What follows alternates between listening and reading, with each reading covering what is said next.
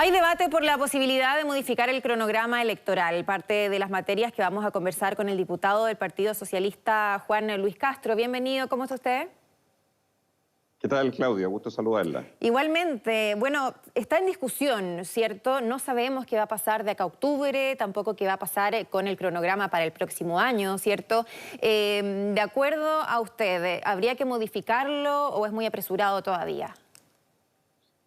Bueno, esto fue parte ya de una polémica, recordemos, cuando empezó la pandemia, a principios de marzo, donde se insinuó al principio sin mayor resultado, pero luego hubo un acuerdo del Congreso Nacional para trasladar todas las fases del cronograma electoral, partiendo por el plebiscito precisamente a fines de octubre próximo. Hoy no hay a la vista una razón estrictamente sanitaria ni menos económica para poder cambiar la fecha de 6 meses más, a no ser que hubiese una situación médica y de salud pública en nuestro país de aquí a esas épocas que ameritara un cambio de esta naturaleza. Pero el mensaje que dio el presidente de la República ayer y el ministro Blumel el domingo, la verdad es que coloca una gran interrogante, porque más bien da la sensación de que es una excusa, un pretexto para que no haya plebiscito. Es decir, una situación que podría derivar precisamente en que una amplia mayoría de la población, en condiciones que la verdad probablemente de aquí a octubre sean mucho más favorables, como el propio gobierno ha dicho respecto a la situación sanitaria, no debieran impedir un plebiscito de esta naturaleza. Fíjese usted que Estados Unidos, poniendo como ejemplo que tiene en octubre también una elección presidencial, hasta ahora, pese a las cifras dramáticas que han tenido, todo indica que eso no se va a modificar tampoco, porque se pueden tomar decisiones perfectamente anticipadas, sopesando los riesgos, por supuesto, pero sobre todo en favor de la población para que no se inhiban los procesos electorales. Por eso yo creo que esta señal que dio el gobierno es negativa, genera confusión, da la impresión de que es un pretexto más bien, sobre todo cuando se agrega el factor económico, porque uno diría, por razones de salud no se puede aglomerar la gente. Pero tal como dijo el Colegio Médico ayer, ¿cómo le decimos a la gente que vaya ya en mayo a los malls y en octubre no podrían ir a votar? Es bastante poco coherente y por eso creo que esto tiene que ser revisado y amplios sectores hoy día están reaccionando porque recordemos que el estallido social y todo lo que implicó un momento muy difícil del país, que es posible que se agudice por razones económicas, no puede asfixiar el gran acuerdo que se adoptó para cambiar la Constitución, sí o no, a favor o rechazo, pero que finalmente se haga y no que se siga cambiando precisamente las fechas de algo tan importante para el futuro del país. El presidente del PPD, Heraldo Muñoz, dijo que esta postura del gobierno generaba confusión, ¿cierto? Justamente en la línea que usted lo decía, hay un aprovechamiento político respecto a la circunstancia que vive el país finalmente para seguir postergando el plebiscito y ahí tampoco sabemos qué va a pasar porque no sabemos cuánto tiempo vamos a estar frente a esta pandemia. Lo que pasa es que cuando un país se adapta a un momento sanitario tan difícil y el mundo ha tenido que cambiar todas sus definiciones, su modo de vida, pero eso tiene que hacerse en función también de que el progreso de los países, que los cambios que cada país ha querido definir se hagan. No puede el estancamiento llegar al punto de que simplemente se nieguen o se impidan hacer los procesos sociales que en el caso chileno son tan necesarios y que ese plebiscito van a poder desahogar y permitir cambios muy, muy importantes para Chile. Por eso yo creo que no podemos jugar con esto y dejarlo en un plano casi, casi al azar de si va a ser o no factible, de si a lo mejor sí o a lo mejor no. Un plebiscito que a todas luces es decisivo y que incluso las encuestas, permítame decirle de esta semana, indican que la opción de apruebo sería mayoritaria. Entonces, si al gobierno no le gusta eso, o sectores de Chile Vamos no les gusta eso, no todo Chile Vamos, porque hay gente que está muy clara, incluso el presidente de la Renovación Nacional, de que no puede, Sí. si no es por razones sanitarias, cambiarse el plebiscito, que me parece correcto. La verdad es que habla de que tapar el sol con un dedo a esta altura es muy difícil para los cambios que Chile requiere. ¿De qué manera se podría realizar una actividad electoral como es el plebiscito? Habría que tomar sin duda medidas extraordinarias, ¿cierto?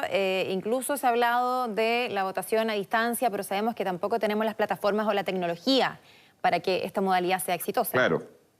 Mire, se podría programar perfectamente como se ha hecho en otros países, por ejemplo, con un horario más extendido, con más locales de votación que permita evitar aglomeraciones y tener tamaños de electores menores por colegio, por recinto, por sala, en el caso de las mesas, de manera tal de que incluso la gente pueda, dentro de un rango de horario muy amplio, o incluso puede ser más de un día, ¿eh? Ojo, como en Estados Unidos y otros países, no se vota en un solo día, pueden ser 2 días de votación, de modo tal de evitar lo principal, que es el contacto directo en aglomeración de personas. Ese es el único factor que naturalmente es delicado y que hay que resguardar. Pero creo que todo eso es subsanable. No veo que sea un drama mayor poder tomar esas precauciones en un voto presencial. Lo ideal sería electrónico, no se puede todavía en Chile, pero creo que eso no justifica dejar este manto de duda instalado a 6 meses antes, más bien queriendo decir, pucha, mejor no hagamos plebiscito porque la cosa va a estar tan difícil en Chile aunque pasemos la pandemia. Entonces uno dice, ¿cuál es la nueva normalidad? Es una nueva normalidad para abrir el comercio, los trabajos, pero no es nueva normalidad para seguir adelante con las decisiones que el país necesita. Esas son las preguntas que se hace mucha gente después de lo que dijo el presidente Piñera. Claro, en el fondo, ¿por qué abrir los malls y no realizar un proceso eleccionario, no? Obvio que sí, porque además el proceso eleccionario está a bastantes meses de distancia. No es para imaginarse ni por las propias cifras de la autoridad que de aquí a octubre estemos en una situación catastrófica. Al contrario, lo que ha dicho el Ministerio de Salud es que la normalidad prácticamente más cercana a la que conocíamos, desde la primavera en adelante debiera llegar. Así lo dijo hace pocos días atrás. Entonces, si estamos ya en la primavera, si viene un proceso tan sensible como este, acordado transversalmente por todos los sectores, en un acuerdo del Congreso, y no hay algo sanitario mayor que todavía no se ve, no hay razón para poder postergarlo. Claro, el tema es que se va a tener que decidir esto con anticipación, tomando en cuenta las campañas, en fin. Quería Claro, preguntarle... Sí, cuénteme. 2 o 3 meses antes, que son los Claro. plazos legales para poder hacer la campaña. Pues en julio eso debiera estar definido. Cuando estemos en pleno invierno. Bueno, quería preguntarle por el rol que ha tomado la oposición durante esta pandemia. Hay críticas, ¿cierto? Usted me imagino que ya las ha escuchado respecto a que básicamente es oponerse a todo, que no están tratando de impulsar iniciativas. No solamente lo dijo el expresidente Ricardo Lagos, me imagino que vio la portada de The Clinic, donde básicamente había una hoja en blanco respecto a las propuestas de la oposición en el marco de la pandemia. Mire, ni tanto ni tampoco. Es decir, ni tanto para decir que la oposición está totalmente unida, porque no lo ha estado, hay varias oposiciones, no una sola, ni tampoco como para decir que nuestros socios del Frente, Chile Vamos, tampoco tiene un sentido de unidad. De hecho, muchos querían votar apruebo y otros querían votar rechazo, dentro de la misma Constitución que hablábamos. ¿En qué estamos? Estamos en un momento en que lo principal es salir del drama número 1 de Chile y el mundo, que es la pandemia. Hasta ahora las cifras son relativamente satisfactorias, pero esto no ha terminado. La oposición hoy día tiene el deber de estar a tono con el sentido más profundo de lograr que el país se normalice lo más pronto posible, pero sin que paguen la cuenta los trabajadores. Por eso dijimos, cuidado con apurar el retorno a los trabajadores, o con apurar el retorno a clases, o con apurar el retorno al comercio mayorista.